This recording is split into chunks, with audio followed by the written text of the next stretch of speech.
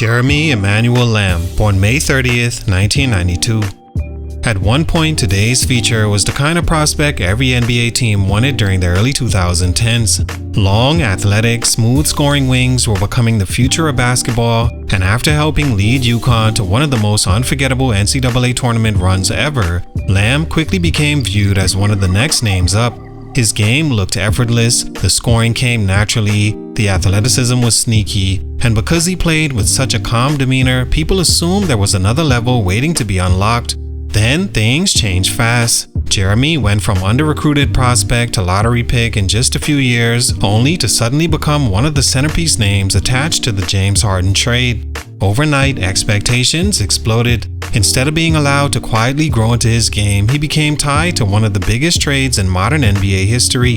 From there, the pressure, injuries, roster politics, and constantly changing roles slowly pushed his career in a different direction than many expected. Because while Jeremy Lamb stayed in the NBA for over a decade and had a respectable career, the basketball world never stopped waiting for the version of him they thought was eventually coming. And for these reasons, for many, that never came. What happened? Let's talk about it. It's your boy JC Stunted Growth. Let's get it, man. Like, comment, and subscribe, and let me know who I should do next. Jeremy Lamb was a 6'5" shooting guard from Norcross, Georgia, who took one of the most unusual paths to becoming an NBA lottery pick.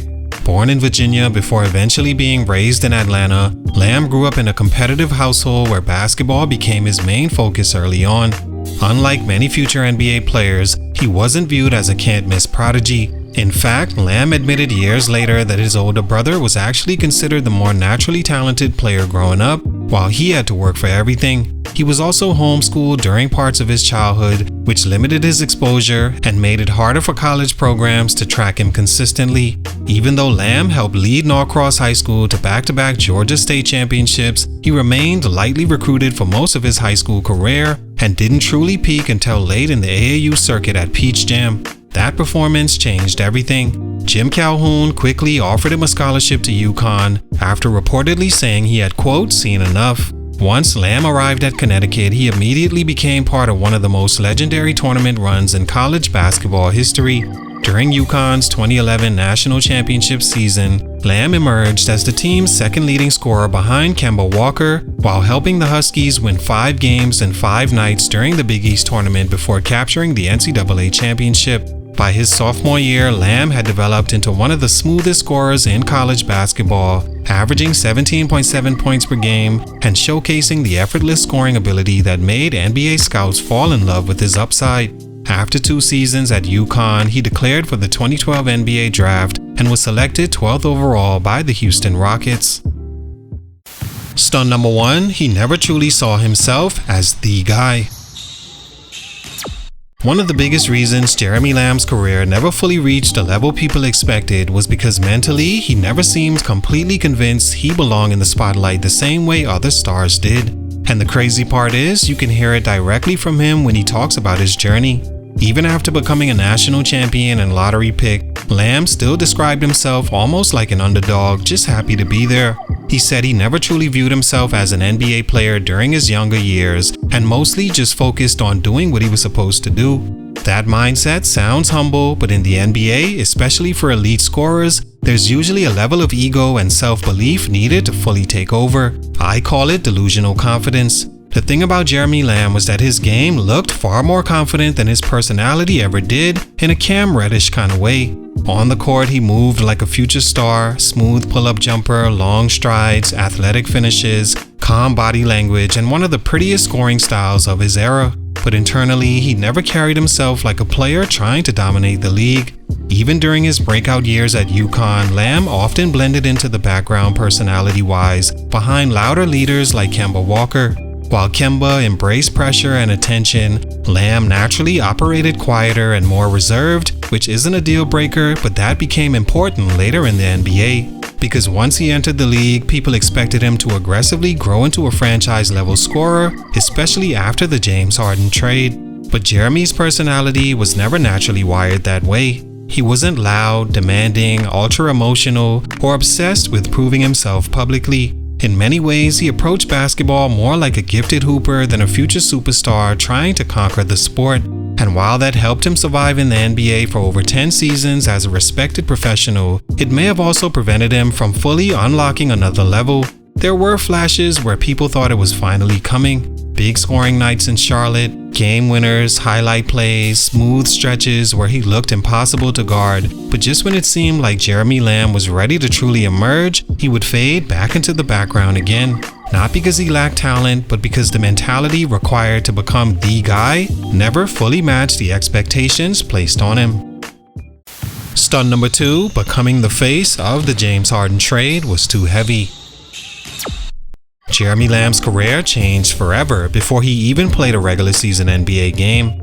After being selected 12th overall by the Houston Rockets in 2012, Lamb originally landed in what looked like a perfect situation.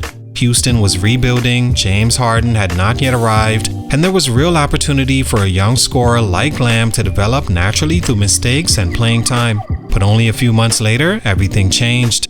Houston traded Lamb, Kevin Martin, and multiple draft picks to the Oklahoma City Thunder in exchange for James Harden. Overnight, Jeremy Lamb went from promising rookie to one of the main names attached to one of the biggest trades in modern NBA history. That pressure completely shifted the way people viewed him. Before the trade, Lamb was simply a talented young prospect with upside. After the trade, many fans subconsciously started viewing him as part of the return for an MVP-level superstar. That's an unfair burden for almost any young player, especially someone trying to figure himself out mentally and physically. Lamb later admitted that fans blamed him for the trade and even sent him death threats because Oklahoma City traded Harden away. That's insane pressure for a quiet 20-year-old rookie who had absolutely no control over the situation. The basketball side of it made things even harder. Instead of developing on a rebuilding Rockets team where minutes were available, Lamb suddenly landed on a veteran Thunder roster competing for championships. Kevin Durant and Russell Westbrook dominated the offense, Serge Ibaka was established, and defensive specialist Thabo Sefolosha already occupied many of the wing minutes Lamb hoped to earn. Even though Lamb was technically a lottery pick, his role immediately felt more like a second-round developmental player fighting just to see the floor. There was no room for growing pains on a team trying to return to the finals, and unfortunately, development matters for young scorers. Jeremy Lamb needed freedom, confidence, mistakes, and repetition. Instead, he spent crucial years bouncing between the bench, limited NBA minutes, and the G League while constantly being compared to the player he was traded for. The expectations became unrealistic before he had the chance to establish his own identity. And while Lamb eventually carved out a respectable NBA career later on in Charlotte, the version of Jeremy Lamb many fans imagined after the Harden trade was probably never realistic to begin with.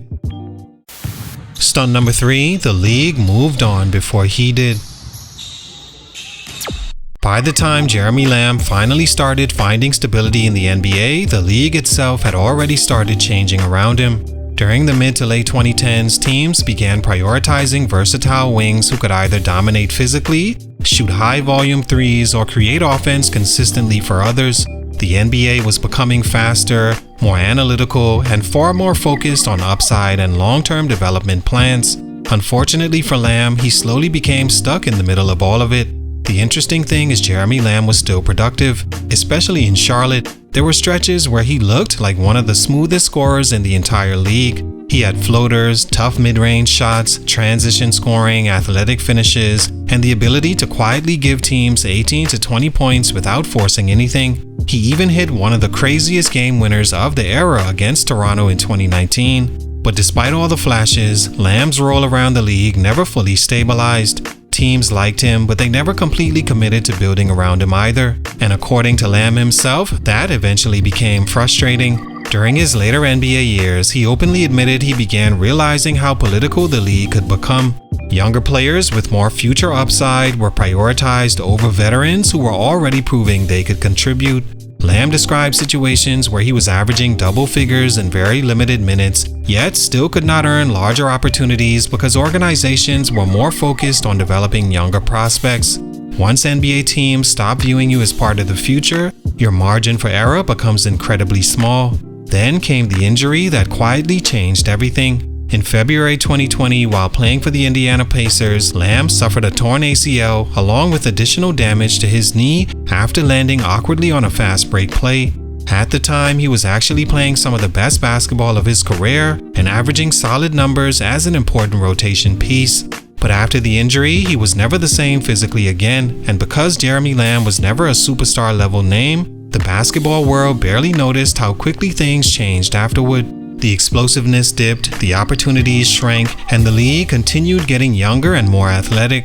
Eventually, Lamb became exactly what so many veterans before him became, a talented player the NBA simply moved on from. Not because he was bad, but because timing, expectations, injury, and constant instability slowly caught up to him all at once.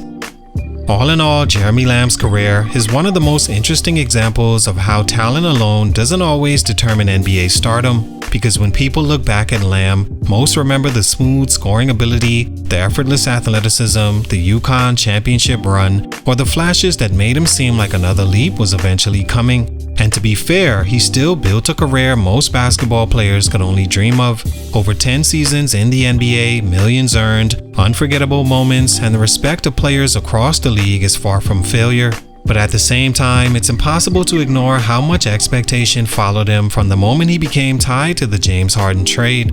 Fair or unfair, fans kept waiting for Jeremy Lamb to evolve into a star-level player instead of appreciating the solid professional he actually became. Injuries, roster politics, changing league trends, and confidence all played roles in shaping his journey. Still, lasting over a decade in the NBA after entering college as a lightly recruited late bloomer says a lot about who Jeremy Lamb really was. His growth may have not reached superstar level, but his achievements as a basketball player cannot be denied. Salute, much respect, but for these reasons, his growth was stunted. It's your boy JC Stunted Growth, and I'm out.